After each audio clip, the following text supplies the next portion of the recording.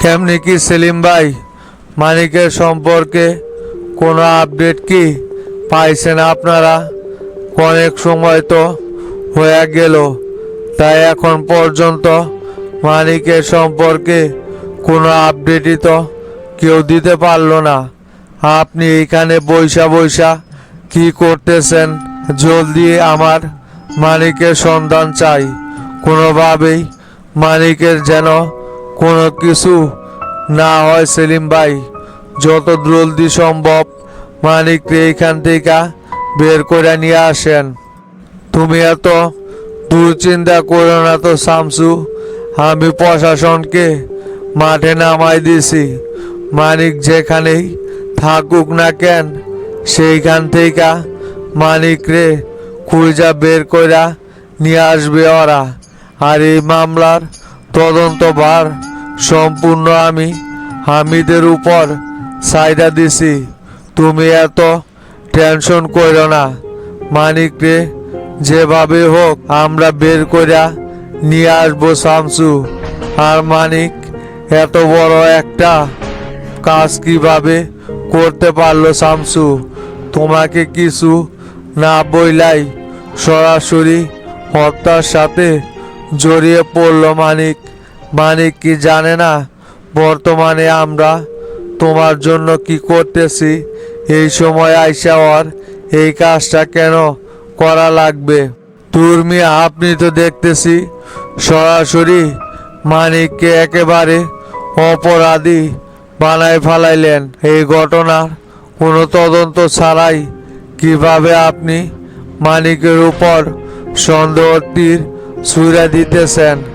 আপনি যদি এই কথা বলেন তাহলে তো শত্রুপক্ষরা আরো ক্ষিপ্ত হইয়া যাইব। আর আমি তো এইখানে অনেক বড় রহস্যের গন্ধ পাইতেছি। মানিক কোনোভাবেই এই কাজ করতে পারে না। ও এই কাজ করলে নিশ্চয়ই আমাকে আগে বিষয়টা জানাইতো। আর ও এইভাবে ফোন বন্ধ করে লুকাই থাকতো না, সরাসরি আমার কাছে চলে আসতো। ওই যেহেতু ফোন বন্ধ, নিশ্চয়ই এইখানে রহস্য আছে। ঘটনা যেটাই ঘটুক না কেন শামসু, তুমি এত ভাঙ্গা পড়ো না তো। মালিকরে আগে খুঁজা বের করি। যতক্ষণ পর্যন্ত ওরে খুঁজা না পাইতেছি ততক্ষণ পর্যন্ত তো বিষয়টা আসলেই ক্লিয়ার হওয়া যাইতেছে না যে এই ঘটনাটা কে ঘটাইলো।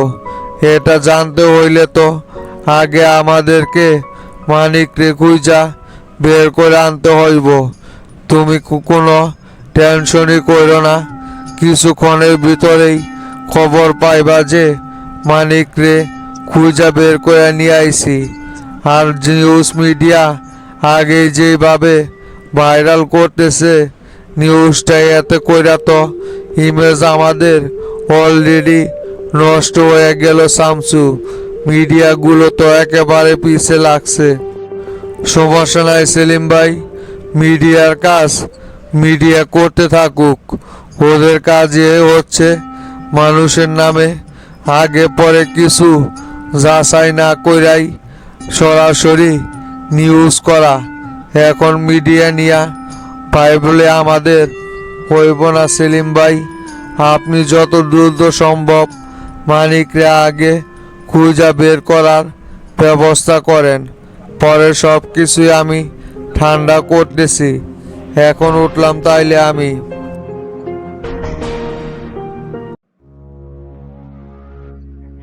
কি ব্যাপার, তুমি রমজান না?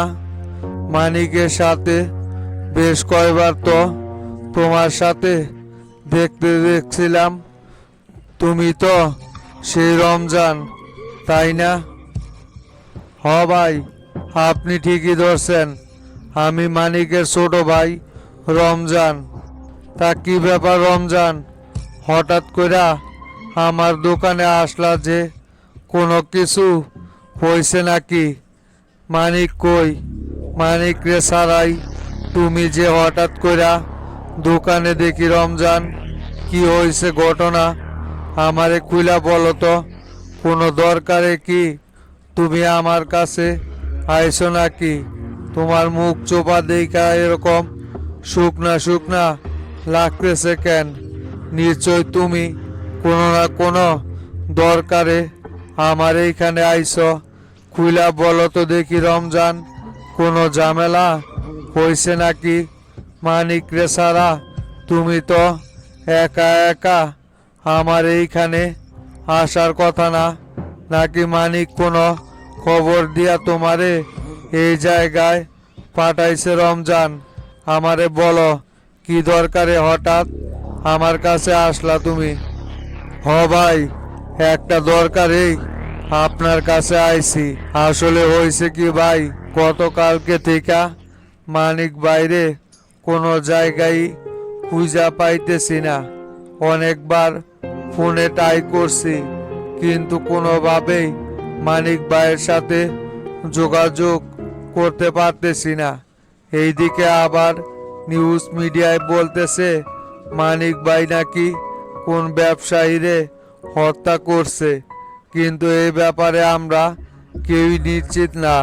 মানিক ভাই এরকম একটা ঘটনা ঘটাইলে তো নিশ্চয়ই আমাদের সাথে যোগাযোগ করত। তাই আমরা সকলে ধারণা করতেছি যে নিশ্চয়ই মানিক ভাই বড় ধরনের কোনো বিপদে পড়ছে। তাই আপনার কাছে আসলাম, মানিক ভাইয়ের কোনো খবর আছে নাকি? বলো কি রমজান, মানিক কাউকে হত্যা করছে মানে? মানিকের দ্বারা তো কাউকে হত্যা করা কোনোভাবেই সম্ভব না। মানিকের সাথে আমি অনেক দিন ধরেই চলাফেরা করি, তাই ওর সব কিছুই আমি খুব ভালো করেই জানি রমজান। এইরকম কোনো ঘটনা মানিকের দ্বারা ঘটানো কোনোভাবেই সম্ভব না। নিশ্চয় এইখানে কোনো না কোনো একটা গড়বড় হইতেছে। আর মানিক তো গত 2 দিন যাবৎ আমার সাথে কোনো যোগাযোগ বা কথাবার্তাও হয় নাই। মানিকের সম্পর্কে তো আমি কোনো কিছু জানি না রমজান।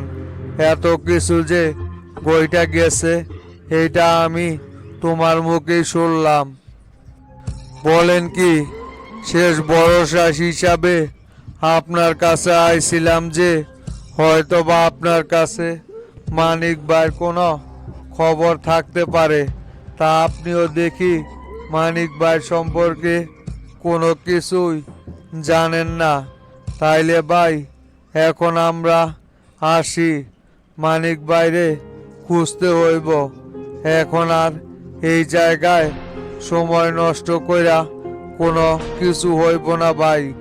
যদি মানিক ভাইয়ের কোনো খবর আপনার কাছে কোনো সময় আসে তাহলে নিশ্চয়ই আমাদেরকে জানাবেন। আমার নাম্বারটা আপনার ফোনে উঠায় রাখেন ভাই। মানিক ভাইয়ের কোনো তথ্য পাইলে সাথে সাথে আমার এই বিষয়টা জানাই দিয়েন। এখন তাহলে আসি।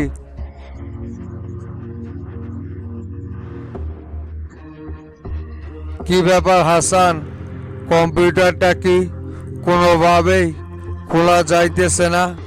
কি করতেছো তুমি? অনেকক্ষণ সময় তো লাগাই দিলা, এখন পর্যন্ত তো কম্পিউটারটা অনই করতে পারলা না। স্যার, আমি অনেকভাবেই ট্রাই করে দেখলাম, কিন্তু কোনোভাবেই কম্পিউটারের লকটা খোলা যাইতেছে না। আমার মনে হয় এটা খুবই স্ট্রং সিকিউরিটি দিয়া কম্পিউটারটা লক করা হয়েছে। এখানে হয়তো বা অনেক গুরুত্বপূর্ণ কোনো জিনিস আমরা বের করতে পারবো।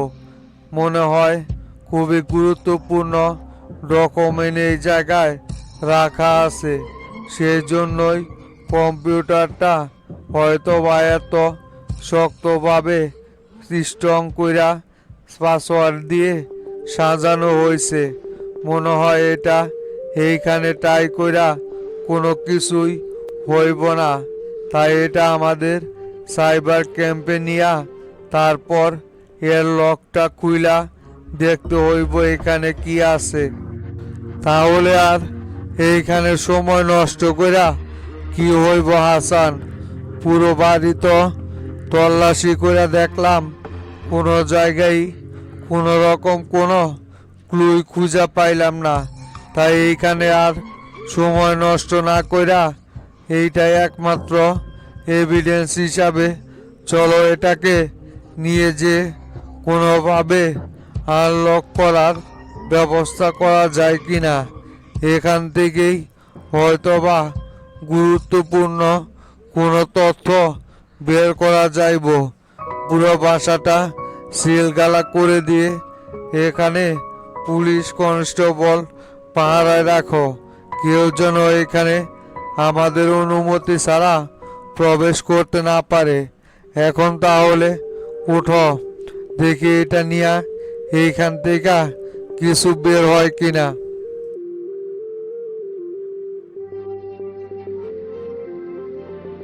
হায় রে হায়, এটা আমি কোন জায়গায় আসলাম? এরা পুলিশ সাইজা আমারে হাত মুখ বাইন্দা এটা কোন জায়গায় নিয়ে আসলো? কিছুই তো বুঝতে পারতেছি না। ফোন টোন যা ছিল সবই তো কায়রা নিল। হঠাৎ কইরা এ কেমন পেসের ভিতরে পইরা গেলাম আমি? কোথা থেকে কি হয়ে গেল? এদের পরিকল্পনা দেখা মনে হইতেছে আগে থেকেই আমারে ফাঁসানোর জন্য এরা হয়তোবা প্ল্যান সাজায় রাখছিল। তা না হলে এত তাড়াতাড়ি কেমনে এত কিছু গইটা গেল? ওরে তো আমি ঘরের ভিতরে জীবিতই রাইখা আসলাম, তাইলে কে ওরে হত্যা করলো? কাউকে তো ঢুকতেও দেখলাম না। এই জায়গায় কেউ কি আসো? এই চুপচাপ এইটি বসে থাক। এইখানে সারাদিন চিল্লাইলেও কেউ তোরে উদ্ধার করতে আসবো না।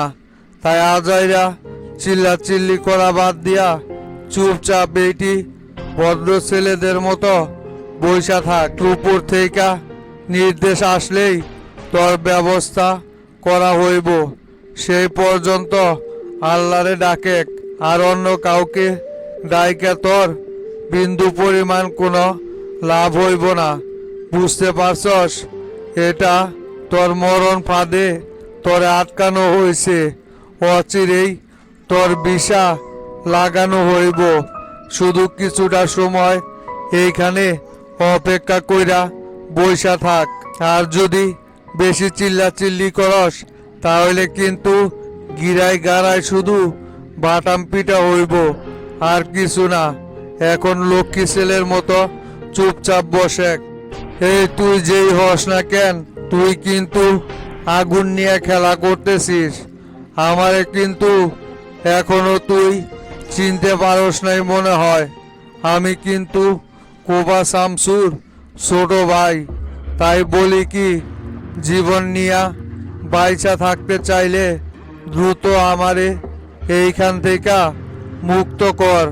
তা না হলে কিন্তু একজনও জীবন নিয়া বাইচা থাকতে পারবি না। অতএব যদি বাইচা থাকতে চাস তাহলে বলতেছি ভালোই ভালোই আমারে সাইরা দে। তোদের কারো কোনো রকম কোনো ক্ষয়ক্ষতি আমি করতে দিব না। যেমনে নিয়ে আইসস সেমনে আমারে নামাই দিয়ায়। তা না হলে কিন্তু একজনও বাঁচতে পারবি না। ওস্তাদ যদি খালি খবরটা পায়। হু হা হা, তোর কথা শুনে আমার বড্ড হাসি পাইতেছে রে। তুই সত্যি নাদান একটা ছেলে। এটা আমার আস্থানা। কথাটা ভালো কইরা কানে ঢুকা। এইখানে শামসু কেন? শামসুর বাপ আসলেও তার কোনো হুকুম এই জায়গায় চলবো না রে। এইখানে তুই সম্পূর্ণ আমার আয়ত্তে আছিস। তাই এইখানে অযথা বক বক কইরা বিন্দু পরিমাণ কোনো লাভ হইব না তোর। তোর এইখান থেকে স্বয়ং যমদূত আইসা বাঁচাইতে পারবো না যদি আমি নিজে ইচ্ছা না করি। তোর কোবা শামসু কত বড় ক্ষমতা লোক হয়েছে যে তোর এইখান থেকে সারাই নিয়া যাক। দেখি না শামসুর কত বড় ক্ষত মত হয়েছে। এই তুই যত পারস হাইসানি, কারণ এরপর আর হাসার সময় পাইবি না। শুধু তোর দুই চোখে কান্নার জোয়ার বইসা যাইব। তোর যত ইচ্ছা মন কইলা এখনই আশেকরে শয়তান, সামনে তোর জন্য স্বয়ং যমদূতই অপেক্ষা করতেছে। উস্তাদের কানে শুধু একবার খবরটা পৌঁছাইতে দে, তারপর দেখ না কেন যদি আমারে 70 হাত মাটির নিচেও তুই লুকিয়ে রাখিস, তাহলে সেইখান থেকেও উস্তাদ আইসা আমারে ঠিকই বের করে নিয়ে যাইব। তুই এখনো কোবা শামসুর পাওয়ার সম্পর্কে জানিস না রে। তোর চাইতে কত বড় বড় সন্ত্রাসী উস্তাদের সামনে আইসা মাথা নত করলো।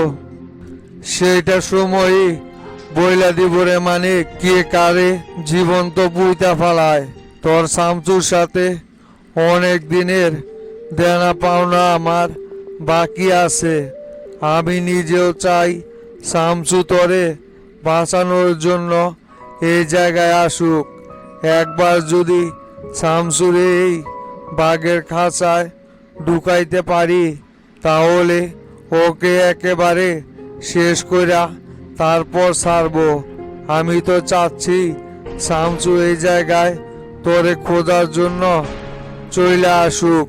আর শুন কেলটু, তুই ওর দিকে ভালোভাবে নজর রাখ, ওই যেন এইখান থেকে কোনোভাবে বের হইতে না পারে। ওস্তাদ ফোন দিলে তারপর ওর ব্যবস্থা করতে হইব। এখন আমি গেলাম। না না ওস্তাদ, আপনি কোনো চিন্তাই করেন না। ও এইখান থেকে জিন্দিগেও পলাইতে পারবো না। আমি ওর দিকে সার্বক্ষণিক নজর রাখতেছি। উস্তাদ কিছু জানাইলে তাহলে আমাকেও বইলেন। আপনি নিশ্চিন্তে থাকতে পারেন। আমি বাইরে ভিতরে সব দিকেই খুব ভালোভাবে নজর রাখবো। একটা কাকপক্ষীয় এই জায়গায় প্রবেশ করতে পারবে না, সে ব্যাপারে আপনি 100% নিশ্চিত থাকেন। আমাদের এই আস্তানায় ঢোকাটা যত সহজ, এখান থেকে বের হওয়াটা এত সোজা না। আপনি নিশ্চিন্তে এইখান থেকে যাইতে পারেন। আমি ওর দিকে নজর রাখতেছি। এটা আবার কোন কাণ্ড ঘটলো? শামসু যখন সারা দেশে নিজের মাঠ গুছাতে ব্যস্ত, আর অপর দিকে ওরই ছোট ভাই ব্যবসায়ী হত্যাকাণ্ডে জড়াই গেল।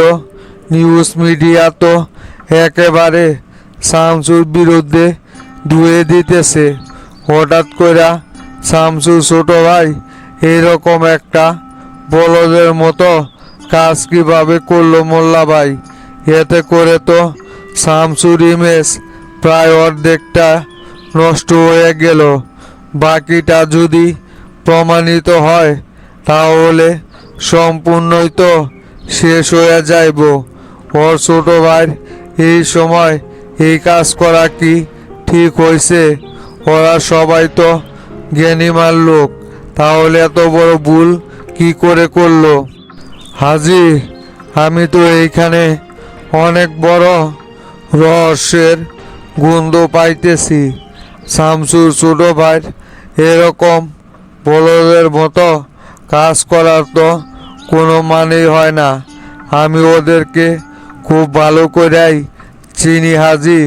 তুমিও জানো যে শামসু কেন ওর আশেপাশে যারা থাকে প্রত্যেকটাই এক একজন শামসুর মতোই তুখর লোক। ওরা জানে যে কোন সময় কোন পদক্ষেপ ওদেরকে নিতে হইব, তাই ওরা এই ধরনের অপকর্ম কোনোভাবেই এই সময় আয়সা করতে পারে না। এইখানে নিশ্চয়ই শামসুকে ফাঁসানোর জন্য ও ছোট ভাইকে ব্যবহার করা হয়েছে হাজি, এটা নিশ্চিত থাকো। তাহলে কি মোল্লা ভাই, আপনি বলতে চাইতেছেন যে এই ঘটনার সাথে শামসু ছোট ভাই কোনোভাবে জড়িত না? শামসুকে ফাঁসানোর জন্যই ওর শত্রুপক্ষ এই কাজটা করছে? তাহলে তো এখানে বোঝাই যাইতেছে যে তোফায়েল আর হানিফ মিলাই নিশ্চয়ই বড় ধরনের কোনো গেম খেলছে। ওরা ছাড়া তো এই ধরনের কাজ করার মতো সাহস আর কেউ পাইব বইলা তো আমার মনে হয় না। আপনি যদি এ ব্যাপারে নিশ্চিত থাকেন তাহলে আমিও এই ব্যাপারে নিশ্চিত যে এই ঘটনার পিছনে নিশ্চয়ই তোফায়েল হানিফ ওদেরই হাত রয়েছে। ওরাই হয়তো শামসুকে ফাঁসানোর জন্য এই কাজটা করতে পারে। সেইটা তো হাজি সময় আসলেই বোঝা যাইব যে এই ঘটনার সাথে কারা জড়িত। তবে যদি এইখান থেকে শামসুরে কোনোভাবে সরাইতে পারে তাহলে কিন্তু মনে রাখো জনতা পার্টি সম্পূর্ণভাবে তোফায়েলের নিয়ন্ত্রণে চইলা যাইব। তাই এই ঘটনায় কোনোভাবে শামসুকে ফাঁসানো দেওয়া যাইব না হাজি। শামসুকে এইখান থেকে উদ্ধার করতে হইব, তা না হলে শামসু যদি এই সময় মাঠ থেকে সরে যায় তাহলে এর সম্পূর্ণ ক্রেডিট তোফায়েল আর হানিফি নিব, আর ওরা তখন জনতা পার্টিও দখল করে ফেলবে, কারণ ওদের আর কেউ প্রতিপক্ষই থাকবে না। তাহলে তো দেখতেছি এটা আমাদের জন্য খুবই ভয়ঙ্কর একটা বিষয় হয়ে দাঁড়াইব। যদি জনতা পার্টি কোনোভাবে তোফায়েল আর হানিফের নিয়ন্ত্রণে চলে যায় তখন কিন্তু আমাদের আর কোনো বেলই থাকবে না। যতই হানিফ মুখে মুখে আমাদেরকে লগে নেওয়ার কথা বইলা যাক না কেন, ওরা কিন্তু প্রকৃতপক্ষে জানে যে আমরা সব সময় ওদের বিরোধিতাই কইরা আসি। তাই শামসুকে ধ্বংস কইরা যদি ওরা জনতা পার্টির নিয়ন্ত্রণ নিয়ে ফেলায় তখন আমাদের সম্পূর্ণ রাজনীতি ধ্বংস করে ফেলাইব। তাই এ ব্যাপারে ওরে কোনোভাবেই সফল হওয়া দেওয়া যাইব না। ওঠেন দেখি কিছু করা যায় কিনা।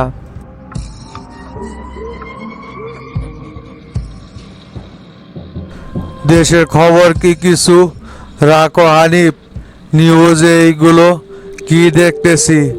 এটা তো দেখতেছি মেঘনা চাইতেই বৃষ্টি আসার মতো।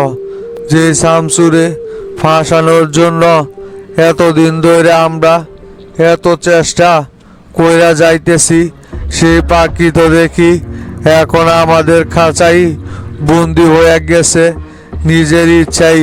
কোবা শামসুর ছোট ভাই সরাসরি এখন মার্ডারের সাথে জড়িত হয়ে গেছে। মিডিয়া তো দেখতেছি একেবারে সম্পূর্ণ ধুয়ে দিতেছে। এখন আমাদের কাজ হইব এই আগুনে ঘি ঢেলে আগুনটাকে আরো উত্তপ্ত করা। বিভিন্ন নিউজ মিডিয়ায় খবর লাগাও আর শামসুর বিরুদ্ধে নিউজ করতে বলো। নিউজটা একেবারে যেন ভাইরাল হয়ে যায়। হ ভাই, সেই নিউজ আমিও পাইছি। সকাল থেকে তো সব কয়টা চ্যানেলে এই একই নিউজ দেখানো হইতেছে। শামসু ছোট ভাইকে এখনো পুলিশ গ্রেপ্তার করতে পারে নাই, আর এ ব্যাপারে শামসুও কোনো মন্তব্য করে নাই। আমারও তো সেটাই দেখা খুব ভালো লাগতেছে যে শামসু শেষ মুহূর্তে আইসা গর্তে পইরা যাইতেছে। যদি এটা কোনোভাবে সত্য প্রমাণিত করা যায় তাহলে তো ওর দল গঠন করাই একেবারে শেষ হইয়া যাইব। কোনো না কোনোভাবে শুধু দোয়া করেন এই নিউজটা যেন সত্যি হয়।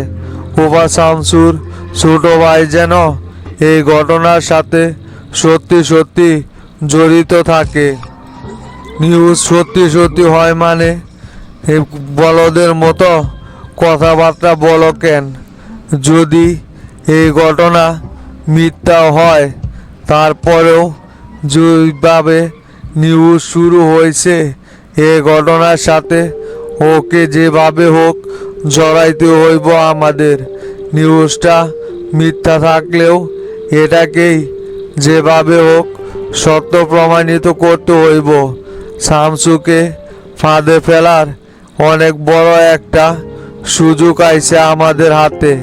তাই যেভাবে হোক মানিকরে আগে গ্রেপ্তার কইরা ওর মুখ দিয়া স্বীকারোক্তি নিতে হইব যে এই ব্যবসায়ী খুনের পিছনে শুধু মানিক জড়িত না, এখানে শামসুও জড়িত আছে। এই জবানবন্দি ওর থেকে নিতে হইব। কেমনে নিবেন সেই নিউজ? স্বরাষ্ট্রমন্ত্রী, আইজি সকলেই তো শামসুর হয়েই কাজ করতেছে। দেখবেন ওরা নিশ্চয়ই কোনো না কোনো একটা উপায় বের করে এইখান থেকে মানিককে সাইড করে দিবেই। ওরা কোনোভাবেই শামসুকে এই ঘটনার সাথে জড়িত হইতে দিবে না, যে এটা আপনি নিশ্চিত থাকেন। এর আগেও অনেকবারই তো শামসুরে ফাঁসানোর জন্য অনেক চেষ্টাই করছি। যদি একবার কোনোভাবে মানিক আইসা হামিদার আইজির হাতে পড়ে তাহলে মনে করেন যে এই ঘটনা মানিক ঘটায় থাকলেও পরে এইখান থেকে ঠিকই নির্দোষ প্রমাণ কইরা বের করে নিয়ে আসবে, সেই ক্যাপাসিটি ওদের আছে। ধর্মিয়া, তাহলে আমরা এইখানে কি ওরা গাছ কাটার জন্য পয়সা আছি নাকি? যে শামসুর পিছনে সকলেই কাজ কইরা ওরে ঠিক এইখান থেকে উদ্ধার করে নিয়ে যাইব, অথচ আমরা পয়সা পয়সা আঙ্গুল চুষবো? মিয়া, তুমি বর্তমানে জনতা পার্টির সেক্রেটারি, কথাটা কোনোভাবে ভুলা যায় না। এখন সময় আইছে তোমার পাওয়ার ব্যবহার করার। এখনই তুমি এডিসি কামরুলরে ফোন করো আর ওকে বলো যে আমাদের আন্ডারে যতগুলো পুলিশ অফিসার আছে সকলকে একজোটে চিরুনি তল্লাশি চালাইতে বলো। কোনোভাবেই মানিক যদি ওদের হাতে না পড়ে তার আগেই গ্রেপ্তার করতে বলো।